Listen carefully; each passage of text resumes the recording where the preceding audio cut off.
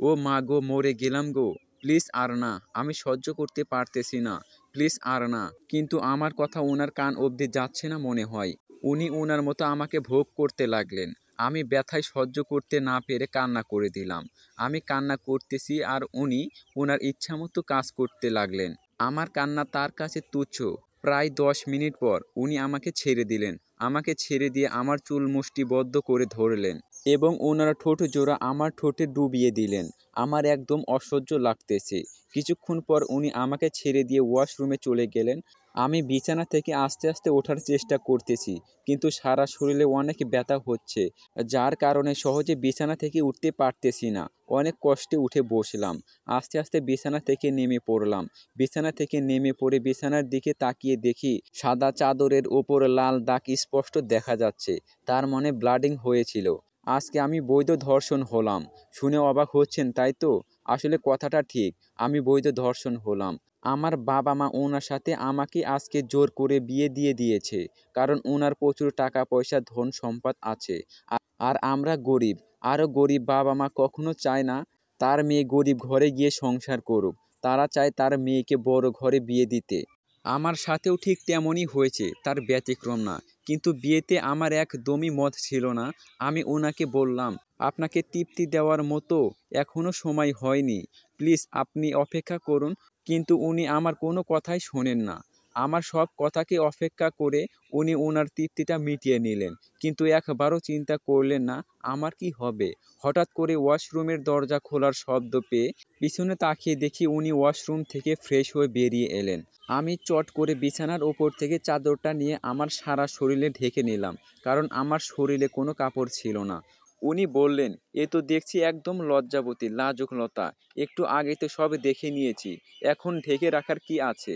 আমি বললাম, ছি, আমি কখনো কল্পনা করতে পারিনি আমার জীবনসঙ্গী এতটা নিচু মনের মানুষ হবে। আর আপনার মুখ থেকে এসব কথা কিভাবে বেরিয়ে আসে, আমি এটাই ভাবতেছি। উনি বেশি রকম বক বক না করে সব কিছু খোলো, আমি দেখব। আমি বললাম, আপনার মতো বেয়াদব মানুষকে আমি কখনোই জীবনসঙ্গী হিসেবে মেনে নেব না। যে স্বামী তার বউকে বোঝার চেষ্টা করে না, সে আবার কিসের স্বামী? স্বামী বউকে একটু সময় দিতে পারে না, সে আবার কিসের স্বামী? যে স্বামী বউকে সম্মান করতে পারে না, সে আবার কিসের স্বামী? ঠাস ঠাস ঠাস। উনি, কুত্তার বাচ্চা, আমি কি তোকে একবার রচনা করেছিলাম যে আমি তোকে বউ হিসাবে মেনে নিয়েছি? আমি ওনার মুখ থেকে এরকম কথা শোনার জন্য মোটেও প্রস্তুত ছিলাম না। সত্যিই এখন আমার খুব কষ্ট হচ্ছে। যখন উনি আমার সাথে শারীরিক সম্পর্ক করেছিলেন, তখন যতটা না কষ্ট হচ্ছে, তার থেকে এখন বেশি কষ্ট হচ্ছে ওনার কথা শুনে।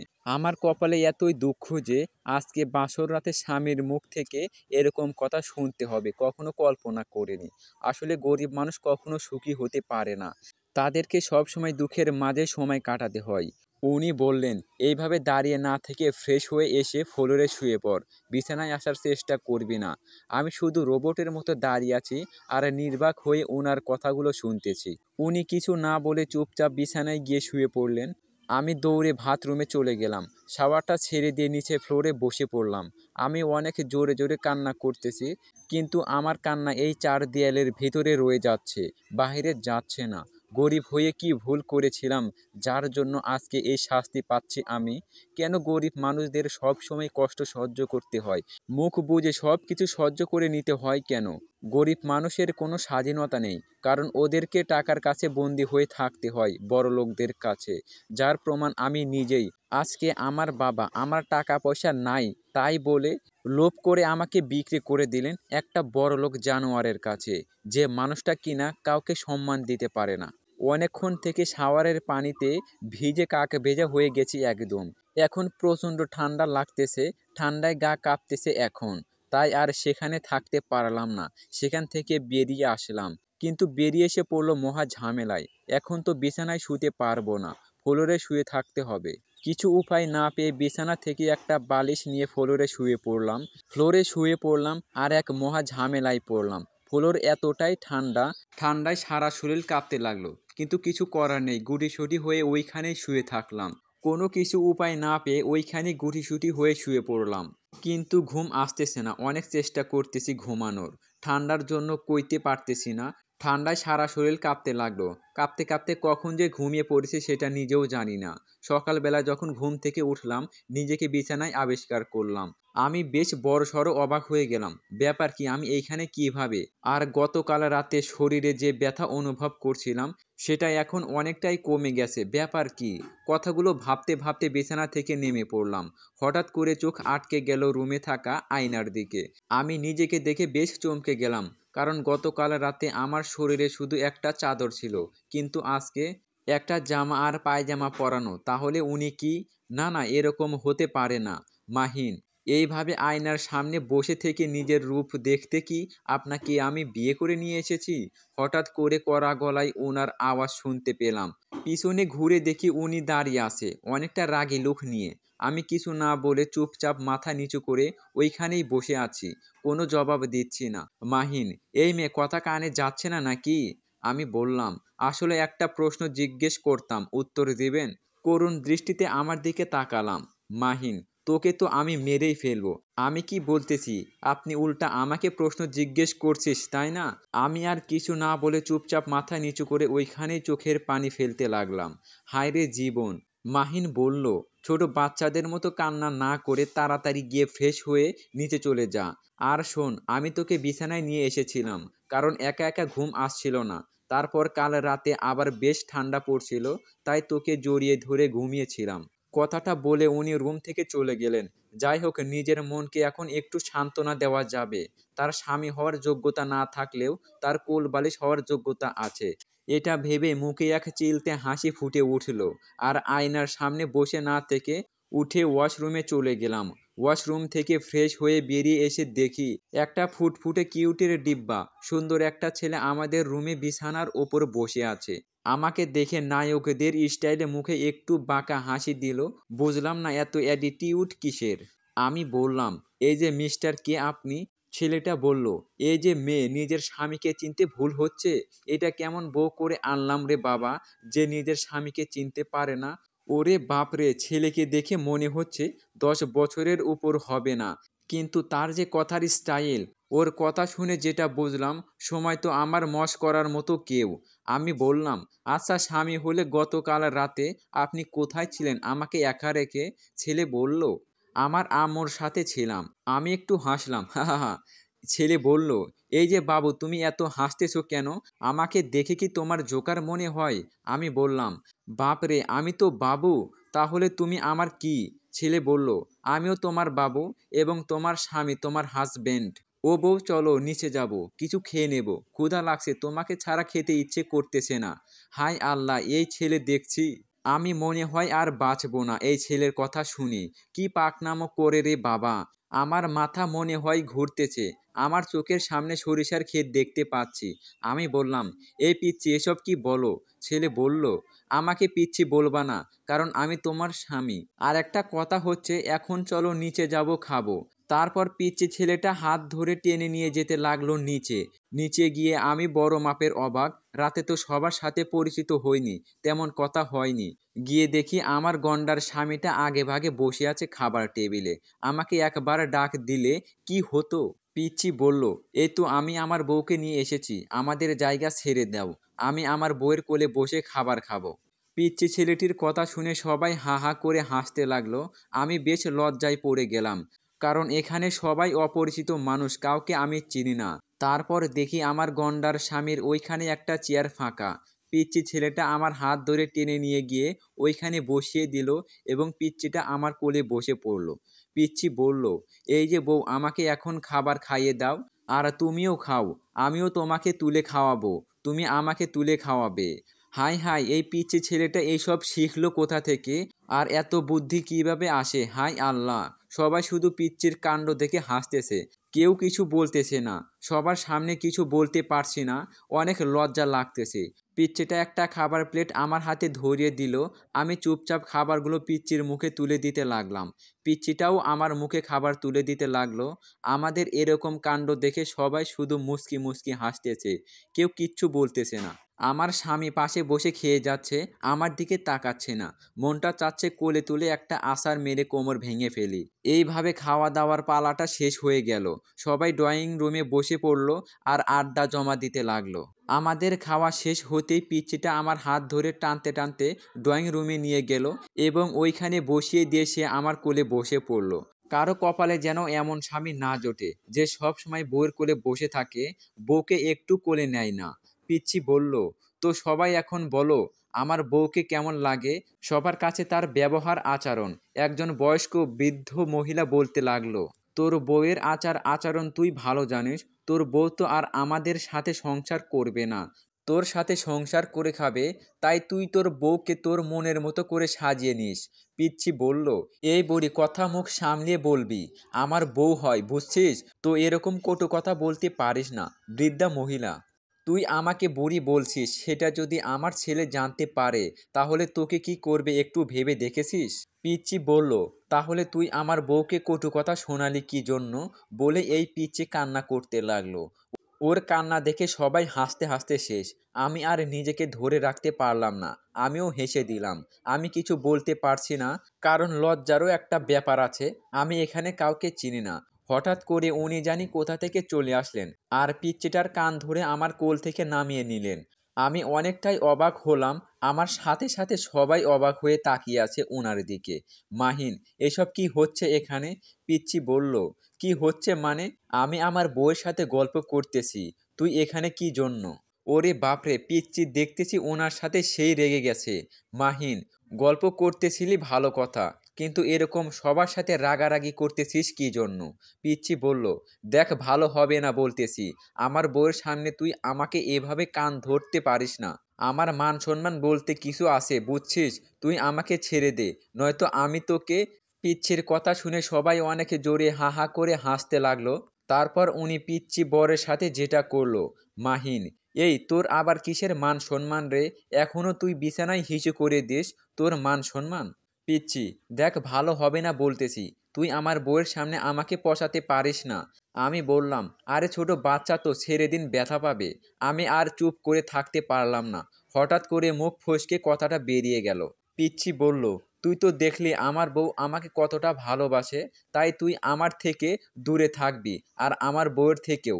বৃদ্ধা মহিলা, এখন বক বক না করে চুপ কর। নতুন বউ যেহেতু আমাদের বাড়ির, তাই সবার সাথে ওকে পরিচয় করিয়ে দে। আমাদের কর্তব্য আর সেটা না করে এখানে কি শুরু হয়েছে। সবাই তো অনেক মজা পাচ্ছে, কিন্তু ওর একটু অবস্থা খেয়াল করছো, লজ্জা পাচ্ছে এখন। কারণ কে কি হয় সেটা তো সে জানে না। ওনার এরকম কথা শুনে সবাই চুপ হয়ে গেলেন। বৃদ্ধা মহিলা আমাকে ওনার কাছে বসিয়ে দিলেন। বৃদ্ধা মহিলা, এটা তোমার আজ থেকে নিজের বাড়ি। আর যেটা ছেড়ে এসেছো সেটা ক্ষণস্থায়ী ছিল তোমার, আর এটা সারা জীবনের জন্য স্থায়ী। এটা প্রতিটা মেয়ের ক্ষেত্রেই হয়, শুধু তোমার না। হয়তো তুমি কাউকে চেনো না, তাই তোমাকে লজ্জা লাগতেছে, কিন্তু যখন দুদিন চলে যাবে না, তখন তুমি তোমার বাড়ির কথা ভুলে গিয়ে এই বাড়ির কথাই সব সময় তোমার মাথায় ঘুরপাক খাবে, দেখে নিও। কখনো কোথাও গিয়ে শান্তিতে থাকবে না, কারণ সব সময় তোমার এই বাড়ির কথাটাই মনে পড়বে। আমি কিছু না বলে চুপচাপ ওনার কথাগুলো শুনতেছি। বৃদ্ধা মহিলা, আমি তোমার সতীন মানে দাদি শাশুড়ি। তোমার বজ্জাত বরটা তুমি যখন ছিলে না, তখন সব সময় আমাকেই বউ বউ বলে ডাকতো। সেই হিসাবে এখন থেকে আমি তোমার সাথে। আমি আর চোখে ওনার দিকে তাকিয়ে রইলাম। দেখি উনি চোখগুলো বড় বড় করে আমাদের দিকে তাকিয়ে আছে। দাদি শাশুড়ি। আর আমার বাঁ পাশে যে বসে আছে সে হলো তোমার শাশুড়ি মানে তোমার মা। আমি উঠে গিয়ে ওনার পা ধরে সালাম করলাম। শাশুড়ি মা, আরে মা, তোমার স্থান আমার বুকে সব সময়, কারণ আমার কোনো মেয়ে নেই, একটাই ছেলে। আজ থেকে তুমি আমার মেয়ে। আর মেয়ে আর মায়ের সম্পর্ক কেমন হয় তুমি হয়তো সেটা জানো, তোমাকে নতুন করে কিছু বলতে হবে না। উনি আমাকে তুলে ওনার পাশে বসিয়ে নিয়ে আমার মাথায় হাত বুলিয়ে দিতে লাগলেন। দাদি শাশুড়ি বললেন, আর আমার ডান পাশে নিচে বসে আছে সে হলো তোমার ছোট মা। আমি উঠে গিয়ে ওনার পা ধরে সালাম করে নিলাম। ছোট মা বলল, আমারও কিন্তু কোনো মেয়ে নেই, আজ থেকে তুমি এই বাড়ির মেয়ে। আমাকে ধরে উনি ওনার পাশে বসিয়ে নিলেন এবং মাথায় হাত বুলিয়ে দিতে লাগলেন। দাদি শাশুড়ি বললেন, আর তোমার শ্বশুর বাবা আর তোমার ছোট বাবা অফিসে চলে গেছে নাস্তা করেই, রাতে আসলে দেখতে পাবে তারা কেমন মনের মানুষ। আমার এখন মনে হচ্ছে আমি মনে হয় অনেক ভাগ্যবতী, যার কারণে এরকম একটা পরিবার আমি পেলাম। আমি ভেবেছিলাম বড়লোকেরা অনেক অহংকারী হয়, হয়তো আমাকে কাজের বুয়া করে রেখে দেবে, কিন্তু সেখানে আমি এই বাড়ির মেয়ের পরিচয় পাচ্ছি। ভাবতেই অবাক লাগতেছে আমার। দাদি শাশুড়ি বললেন, আর তোর দাদা শ্বশুর? সে আমাকে ফাঁকি দিয়ে চলে গেছে পরপারে, এতটাই খারাপ যে আমাকে সঙ্গে করে নিয়ে গেল না। মাহিন বলল, এই যে বউ, তোমাকে কতদিন বারণ করেছি যে এসব কথা তুলবে না, আমার খারাপ লাগে। কথাটা বলে উনি দাদি শাশুড়ির কাছে গিয়ে বসে পড়লেন এবং দাদি শাশুড়ির মাথাটা উনার বুকে চেপে ধরলেন। পিচ্ছি বলল, আমাকে তো মনে থাকবে না, কারণ আমি তো কারো মনের মতো না, আমাকে কেউ তো ভালোবাসে না। হঠাৎ করে অনেক জোরে চিৎকার দিয়ে কথাটা বলল পিচ্চি। দাদি শাশুড়ি বলল, কে বলেছে? আমি আমার ছোট জামাইটাকে কখনো কি ছেড়ে থাকতে পারি? আয় আমার কাছে চলে আয়। পিচ্ছি, কই এতক্ষণ তো মনে পড়লো না আমার কথা? যখন আমার বউয়ের সাথে সবার পরিচয় করিয়ে দিয়েছো, তখন তো আমার কথা মনে পড়লো না তোমার? ছোট মা, থাক, তোকে আর পাগলামো করতে হবে না, আমি তোর পরিচয় করিয়ে দিচ্ছি। পিচ্চি বলল, আমাকে আর কারো সাথে পরিচয় করিয়ে দিতে হবে না, আমি আমার বউয়ের সাথে নিজে নিজেই পরিচিত হয়ে নেব। মা বলল, অনেক আড্ডা হলো, এখন যাও, যে যার মতো রেস্ট করো। কথাটা বলে মা আর ছোট মা দাদি ওখান থেকে চলে গেলেন, আর আমরা এখানে তিনজন আছি, পিচ্চি আর আমার গন্ডার স্বামী আর আমি। পিচ্চি বলল, চলো বউ, আমরা আমাদের রুমে যাই। আমি ওনার দিকে তাকিয়ে দেখি চোখ দুটো বড় বড় করে পিচ্চির দিকে তাকিয়ে আছে। আমিও কি আর এত বড় সুযোগ হাতছাড়া করতে চাই? তাই আমিও পিচ্চির হাত ধরে ওর রুমে চলে যেতে থাকলাম, ওনাকে দেখিয়ে দেখিয়ে। পিছনে তাকিয়ে দেখি উনি রাগে লুচির মতো ফুলে উঠেছে। এদিকে পিচ্চি আমার হাত ধরে টানতে টানতে নিয়ে যেতে লাগলো। আমি পেছনে তাকিয়ে দেখি উনি রাগে গজগজ করতে করতে ওনার রুমে চলে গেলেন। ব্যাপারটা কি বুঝলাম না, এত জেলাস হওয়ার কি আছে? পিচ্চি বলল, চলো বউ, এখন লুডো খেলবো। আমি বললাম, আচ্ছা বলো তো, বড় বউ কি কি করে? পিচ্চি বলল, গল্প করে, লুডো খেলে, একে অন্যকে খাবার তুলে খাওয়ায়, এটাই। যাই হোক, বাঁচলেন, অন্য কথা হয়তো জানে না, তাহলে যে কি হতো আল্লাহই ভালো জানে। তারপর আমরা দুজন লুডো খেলতে লাগলাম। লুডো খেলতে খেলতে এক পর্যায়ে পিচ্চি আমার কোলে শুয়ে পড়লো। বেশ কিছুক্ষণ পর খেয়াল করলাম পিচ্চি ঘুমিয়ে পড়েছে। হয়তো এটা ওর ঘুমানোর সময়, তাই ঘুম ধরেছে। আমি ওর মাথাটা আমার কোল থেকে আমি একটা বালিশের ওপর রেখে একটা চাদর গায়ে দিয়ে রুম থেকে বেরিয়ে আসলাম। দেখি বুইড়া খাটাস কি করতেছে। পা টিপে টিপে হাঁটতে লাগলাম। আস্তে করে দরজা ফাঁক দিয়ে দেখি উনি শুয়ে শুয়ে গেম খেলতেছেন। তাই আস্তে আস্তে রুমের ভেতরে প্রবেশ করে দরজাটা বন্ধ করে দিলাম। আমি গিয়ে বিছানা থেকে একটা বালিশ আর একটা চাদর নিয়ে নিচে শুয়ে পড়লাম। মাহিন বলল, কি হচ্ছে এগুলো এখানে? আমি বললাম, আমার খুব ক্লান্ত লাগতেছে, তাই শুয়ে পড়লাম। কেন, কিছু বলবেন? মাহিন বলল, ক্লান্ত লাগতেছে তো বিছানা আছে, বিছানায় শুয়ে পড়ুন। আমি আমি বিছানায় শুয়ে পড়লে তো আপনার বিছানা নোংরা হয়ে যাবে, কারণ আপনি তো চান না আমি আপনার বিছানায় ঘুমিয়ে থাকি। আপনার বিছানায় আমার তো কোনো অধিকার নেই। মাহিন বলল, বেশি রকম বক বক না করে যেটা বলতেছি সেটাই করেন, নয়তো মাথায় রাগ উঠে গেলে কি করব সেটা নিজেও জানি না। আমি বললাম, দেখেন আমি নিচেই ঠিক আছি, আপনি গেম খেলেন, আমি রেস্ট করি। হঠাৎ করে উনি বিছানা থেকে নেমে এসে আমাকে কোলে তুলে নিলেন আর বিছানার ওপর ধপাস করে আমাকে ফেলে দিলেন। ও বাবা গো, ও মা গো, তোমার মেয়ের কোমরটা গেল গো, তোমার মেয়ে আর দাঁড়াতে পারবে না। এই আপনি কি মানুষ নাকি জানোয়ার? এইভাবে কেউ কাউকে বিছানায় ফেলে দেয়? আমার তো কোমরটাই চলে গেছে, এখন কি হবে? মাহিন বলল, আমার কথা না শুনলে এরকম পরিণতিই হবে সব সময়। আমি বললাম, আপনি কে যে আপনার কথা শুনতে হবে? উফ, আমার কোমরটা গেল। মাহিন বলল, আমি কে তাই তো? আচ্ছা, প্রমাণ করে দিচ্ছি আমি কে। হঠাৎ করে উনি আমার উপরে শুয়ে পড়লেন এবং আমার হাত দুটো বিছানার ওপর ওনার হাত দুটো দিয়ে চেপে ধরলেন। আমি বললাম, এসব কি হচ্ছে? আমি ব্যথা পাচ্ছি, সরেন আমার উপর থেকে। কিন্তু কে শোনে কার কথা? উনি আস্তে আস্তে ওনার ঠোঁট দুটো আমার ঠোঁটের নিকটে নিয়ে আসতে লাগলেন। আমি বললাম, না, এরকম কিছুই করবেন না। আমি এত করে কথা বললাম, কিন্তু আমার কথাগুলো তার কান অবধি পৌঁছালো না। গাধা, গন্ডার, বানর, হাতি, কুত্তা, বিড়াল, ইঁদুর কোথাকার। মাহিন বলল, গালি দেওয়া শেষ হয়েছে নাকি আরও বাকি আছে? ওরে বাবা, আমার মনের কথা কি করে উনি বুঝতে পারলেন যে আমি উনাকে গালি দিচ্ছি? আস্তে আস্তে ক্রমাগত উনি আমার ঠোঁট দুটো ওনার ঠোঁট দিয়ে আবদ্ধ করে নিল। আমার কেমন জানি অন্যরকম একটা শিহরণ বয়ে যেতে লাগলো। হঠাৎ করে উনি আমার ঠোঁটে কামড় বসিয়ে দিলেন। আমি বললাম, এটা কিন্তু একদম ঠিক হলো না, কাজটা ঠিক করলেন না। মাহিন বলল, আমার মনে হয়েছে আমি কাজটা ঠিক করেছি, কারণ এতক্ষণ তো দেখতেছিলাম কি করতেছিলেন, তাই একটু প্রতিশোধ নেওয়ার চেষ্টা করলাম। আমি বললাম, এই যে মিস্টার, আমাকে বলবেন আমি কি এমন ভুল কাজ করেছি যার জন্য আপনি আমাকে শাস্তি দিয়েছেন? মাহিন বলল, আপনি কি কখনো দেখেছেন বরকে একা রেখে বউ দেবরের সাথে লুডো খেলে? আমি বললাম, বউ বউ করতেছেন, আপনি তো আমাকে বইয়ের অধিকার দেন নাই। সো বাদ দেন, আমার যেটা ইচ্ছা সেটা করব, আপনার যেটা ইচ্ছা সেটাই করেন। মাহিন বলল, ওকে, আমার যেটা খুশি সেটাই করব। কথাটা বলে উনি আবার আমাকে অনেক শক্ত করে জড়িয়ে ধরে বিছানায় শুয়ে পড়লেন। আমি ভ্রু কুঁচকে ওনার দিকে অবাক নয়নে তাকিয়ে আছি। আমি বললাম, এগুলো কি হচ্ছে? মাহিন বলল, আপনি আমাকে কি বলেছিলেন ভেবে দেখুন কথাটা। আমার যেটা ইচ্ছে সেটাই করব। এখন আমার বউকে জড়িয়ে ধরে শুয়ে থাকতে ইচ্ছে করতেছে, তাই আমি শুয়ে পড়লাম। সমস্যা? আমি বললাম, ছেঁচড়া ছেলে কোথাকার, যা দূর হ আমার সামনে থেকে বলতেছি। আমার ঠোঁট কেটে রক্ত বের হচ্ছে, হারামি মজা নিচ্ছে। মাহিন, হা হা হা হা। আমি বললাম, একদম হাসবেন না বলে দিচ্ছি, আমাকে ছেড়ে দিন, আমি উঠব। মাহিন বলল, আমি মানা করেছি নাকি? পারলে উঠে চলে যাও।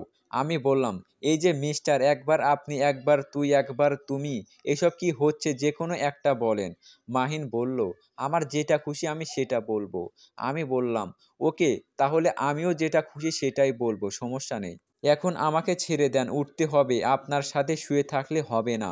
মাহিন বলল, তাহলে কি পিচ্চির সাথে শুতে চাচ্ছ?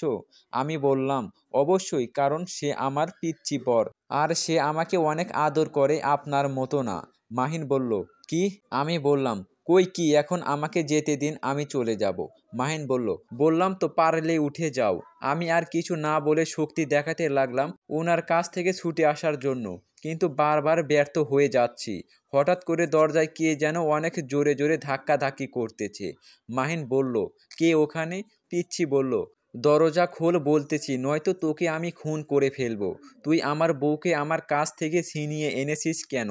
আমি তো পিচ্চির কথা শুনে পুরাই অবাক। পিচ্চি এগুলো কি বলতেছে? মাথার তার ছিঁড়ে গেছে নাকি ঠিক আছে?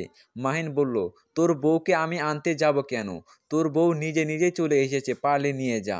পিচ্চি বলল, দেখ, বেশি ভালো হবে না বলে দিচ্ছি, তোকে খুন করে ফেলবো তাহলে। আমার বউকে আমার কাছে ফেরত দে। মাহিন বলল, বললাম তো পারলে নিয়ে যা, আমি আটকে রাখছি নাকি তোর বউকে? কথাটা বলে উনি আমাকে পেছন থেকে শক্ত করে জড়িয়ে ধরে আমার গলায় ঠোঁট দুটো গভীরভাবে বসিয়ে দিলেন। হঠাৎ করে এরকম কাজ করার কারণে আমি একটু জোরে আওয়াজ করে ফেললাম, পিচ্চি, এই কুত্তা, তুই আমার বউয়ের সাথে কি করতেছিস রে? আমার বউকে ছেড়ে দে, নয়তো আমি তোকে সত্যি সত্যি খুন করে ফেলবো। আমি আমার বউয়ের সাথে লুডো খেলবো। আমি বললাম, দেখেন, আমাকে ছেড়ে দিন।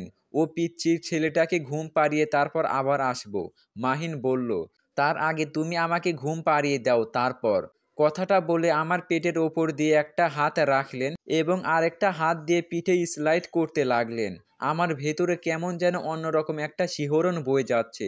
আমি বললাম, দেখুন পিচ্চিটা, দরজার বাইরে এখন এমন কিছু করবেন না যাতে আমাদের মান সম্মান হারাতে হয়। পিচ্চি বলল, ও বউ, ওই কুত্তাটাকে মাথায় তুলে একটা আছাড় মেরে কোমর ভেঙে দিয়ে তুমি আমার কাছে চলে আসো, আমরা লুডো খেলবো। আমি বললাম, ও পিচ্চি বর, তোমার কুত্তা ভাইটার শক্তি অনেক বেশি, আমি তার সাথে পারতেছি না, তুমি চলে আসো দরজা ভেঙে। কথাটা বলে ওনার দিকে তাকিয়ে দেখি উনি কেমন যেন চোখ বড় বড় করে আমার দিকে অবাক দৃষ্টিতে তাকিয়ে আছে, বুঝতেছি না। মাহিন বলল, এই পাগলি মেয়ে, আমাকে কোন দিক থেকে কুত্তা মনে হয় তোমার? আমি বললাম, আ আ আ মি মি মি ব ব লি লি লি, না না ই ই তো তো পি পি সি সি ব ব ল ল সে সে। ধুর, উনার এমন রূপ দেখে এতটা ভয় পেয়ে গেছি যে গলা থেকে আওয়াজ ঠিক মতো বের হচ্ছে না, তোতলাচ্ছি। পিচ্ছি, তুই আমার বউকে ছাড়বি না, তাই তো? দাঁড়া, আমি বড় আম্মুকে ডেকে আনতেছি এখনই। খোকাটা বলে দিচ্ছি অনেক জোরে জোরে দৌড়ে দরজার সামনে থেকে চলে গেল। আমি বললাম, দেখুন এইবার কিন্তু সত্যি সত্যি আম্মু এখানে চলে আসবে। এখন আমাকে ছেড়ে দিন, দরজাটা খোলাই বেটার হবে। তাও উনি আমাকে ছেড়ে দিচ্ছে না। পেছন থেকে অনেক শক্ত করে জড়িয়ে ধরে আছে আর ওনার একটা হাত দিয়ে আমার পিঠে স্লাইড করেই যাচ্ছে। এইদিকে পিচ্চি, বড় আম্মু ও বড় আম্মু। আম্মু কি হয়েছে আমার সোনাটার? পিচ্চি বলল, তোমার শয়তান ছেলেটা আমার বউকে আমার কাছ থেকে ছিনিয়ে নিয়ে গেছে। এখন আমার বউকে ওর রুমের দরজা আটকে বন্ধ করে রেখেছে, আমাকে আমার বউয়ের কাছে যেতে দিচ্ছে না। পিচ্চির কথা শুনে আম্মু মুখ টিপে টিপে হাসছে। পিচ্চিকে কিছু বলতে পারতাছে না। পিচ্চি বলল, তুমি এখনই এর একটা বিহেভ করে ছেড়ে দেবে, নয়তো আমি কান্না করব। আম্মু, থাক আমার সোনাটা কান্না করা লাগবে না, চলো দেখি কি হয়েছে। পিচ্চি, তোমার ছেলে যদি আর কোনোদিন আমার বউয়ের দিকে নজর দেয়, আমি তোমার ছেলেকে খুন করে ফেলবো। আম্মু বলল, আচ্ছা কান্না করতে হবে না, আসো আমি শয়তানটাকে বকা দিচ্ছি। তারপর পিচ্চি আম্মু সহকারে দরজা এসে ধাক্কাধাক্কি করতে লাগলো। আম্মু, এই মাহিন দরজা খোল। আল্লাহ, পিচ্চি দেখি সত্যি সত্যি আম্মুকে ডেকে নিয়ে এসেছে। এখন কি হবে? এটা একদম একটা লজ্জার ব্যাপার। আপনাকে কতবার বললাম দরজাটা এখন খুলে দেওয়া বেটার হবে। এখন কি হবে? এখন তো আমি লজ্জায় কারো সামনে যেতে পারবো না। সব আমার দোষ। মাহিন বলল, কথা বেশি না বলে চুপচাপ দরজাটা খুলে দাও। আমি বললাম, আমি যেতে পারবো না, আপনি যান। আপনি তো দরজা খুলতে নিষেধ করেছেন, এখন আপনি গিয়ে দরজাটা খুলে দেন। তারপর উনি আর কিছু না বলে চুপচাপ আমাকে ছেড়ে দিয়ে উঠে দরজাটা খুলে দিল। উনি দরজাটা খুলে দিতেই পিচ্চি ওনাকে ধাক্কা দিয়ে সরিয়ে দিয়ে দৌড়ে এসে আমাকে জড়িয়ে ধরলো আর আমার কানটা টেনে ধরলো। আম্মু বলল, তুই জানিস না আমার সোনাটার সাথে বেয়াদবি করলে কি অবস্থা হয়? মাহিন বলল, আম্মু কানে লাগতেছে, প্লিজ কান ছেড়ে দিয়ে কথা বলো, প্লিজ কানে লাগতেছে, ছেড়ে দাও। পিচ্চি বলল, না বড় আম্মু, তুমি ওর কান ছাড়বে না, ওর শাস্তি হওয়া দরকার, ও আমাকে অনেক কাঁদিয়েছে। মাহিন বলল, এই পিচ্চি তোকে তো আমি পিচ্ছি, তুই আমার কিছু করতে পারবি না, এখন আমার বউ আমার সাথে আছে। মাহিন, তোর বউকে সহ তোকে আমি কি যে করব শুধু অপেক্ষায় আছি, কখন সুযোগ পাই। পিচ্ছি, দেখছো বড় আম্মু, তোমার সামনে তোমার বেয়াদব ছেলে আমাকে কি বলে, আমার বউকে নাকি কি করবে। তুমি ওর উচিত শিক্ষা দেবে, নয়তো আমি তোমার শয়তান ছেলেকে কি করব সেটা নিজেও জানি না। তোমার ছেলে এতটাই বেড়ে গেছে যে আমাকে ভয় পায় না। আমি তো পিচ্চির কথা শুনে অবাকের ওপর অবস্থিত। কি বলতেছে পিচ্চি? আরে পিচ্চি বোঝে না কেন? তোমার এসব কথা পরে আমার উপর দিয়েই সব ঝাড়বে। এখন তো স্টপ করো। আমার সুখের সংসারে তুমি আগুন জ্বালাইও না। তোমাকে খুব তাড়াতাড়ি বিয়ে দিতে হবে। বোঝা যাচ্ছে এত পাকনা ছেলেকে রাখা যাবে না। পিচ্চি বলল, বউ তুমি আসো তাহলে লুডো খেলে গিয়ে, বদমাইশটার সাথে কথা বলে কোনো লাভ নেই। আম্মু, একদম ঠিক বলেছিস, তোর বউকে নিয়ে গিয়ে তুই লুডো খেল, আমি আমার রুমে আসি। আর কোনো ঝামেলা হলে আমাকে ডাকিস কেমন সোনাটা? পিচ্চি, ওকে আমার লক্ষ্মী বড় আম্মু, তুমি একমাত্র বড় আম্মু যে আমার কষ্টটা বুঝলো। আমি ওনার দিকে তাকিয়ে দেখি তেলে বেগুনে জ্বলে উঠেছে মনে হয়। উনি হয়তো এখন মনে মনে বলতেছে পিচ্চিকে তুলে আছাড় মেরে কোমর ভেঙে ফেলতে, কিন্তু পারতেছে না আম্মুর জন্য। মনে হচ্ছে উনি কিছু বলতেও পারছে না, কিছু সহ্য করতেও পারছে না। হয়তো যদি পিচ্চি না থাকতো তাহলে এতক্ষণে আমার 12টা বাজিয়ে ছেড়ে দিত। যাই হোক, বাঁচলাম আজকের অত্যাচার থেকে। তারপর পিচ্চি আমার হাতটা টেনে ধরে ওর রুমে নিয়ে গেল এবং লুডো খেলা আরম্ভ করে দিলাম আমরা দুজন। আমরা আমাদের মতো লুডো খেলে যাচ্ছি। আমি হঠাৎ করে পিচ্চির রুমের দরজার দিকে তাকিয়ে দেখি উনি আমাদের দিকে ড্যাব ড্যাব করে তাকিয়ে আছে। আমি ভ্রু কুঁচকে জিজ্ঞেস করলাম, কি হয়েছে এভাবে তাকিয়ে আছেন কি জন্য? উনি ভ্রু দিয়ে ইশারা করে, যেটা বললেন সেটা হলো উনি আমার ওপর অনেক রেগে আছে।